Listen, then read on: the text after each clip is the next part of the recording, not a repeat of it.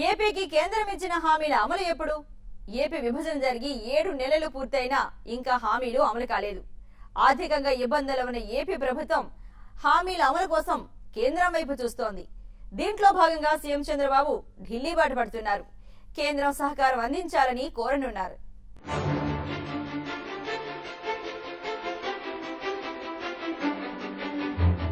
ఏపీలో ప్రభుత్వం ఏర్పడి 7 నెలలు పూర్తయింది.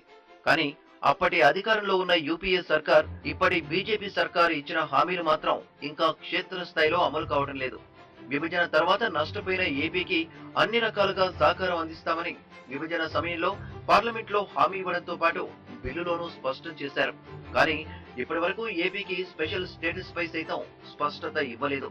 తాజాగా కొత్త వాదన తెర మీదకొచ్చింది. ప్రత్యేక హోదా ఇవ్వాలంటే మెజారిటీ రాష్ట్ర ప్రభుత్వాలు అంగీకారం తెలపాలని చెబుతున్నారు. అయితే తాము ఇచ్చిన హామీ మేరకు ఆ పేరుతో కాకుండా మరో విధంగా అన్ని రకాలుగా అవే ప్రయోజనాలు అందేలా చూస్తామని కేంద్రం ఏపీకి హామీ ఇచ్చినట్లు సమాచారం. అయితే అది ఎప్పుడు అనేది క్లారిటీ రావటం లేదు.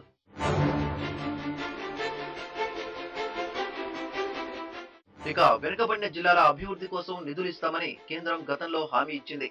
మొత్తం 7 జిల్లాలకు 24,000 కోట్లు ఇస్తామని ప్రతిపాదించింది. కానీ దీనిపైన కేంద్రం నుంచి స్పష్టత రాలేదు. ఇక పరిశ్రమలకు రాయితీలు, ప్రోత్సాహకాలు ఇస్తామని విభజన బిల్లులో పేర్కొన్నప్పటికీ ఇప్పటికీ ఆ హామీలు నెరవేరలేదు.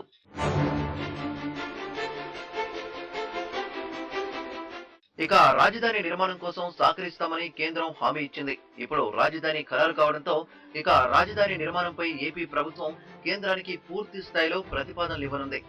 ఏపీలో ఉన్న పరిస్థితులను వివరించడంతో పాటు కేంద్రం ఇచ్చిన హామీల అమలు కోసం సీఎం చంద్రబాబు ఈ నెల 12న ఢిల్లీ వెళ్తున్నారు.